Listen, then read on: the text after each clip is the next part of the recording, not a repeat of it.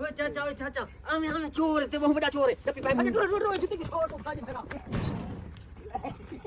चाचा है तो हैरानी दी गाल जो चिट्टे री को आप है यार इबरत दी गाल है भला मेरे घर चोरी कराना पे भाई दस से तक काहे भेजे ए शुक्र है जो सजे के घर खड़े आसे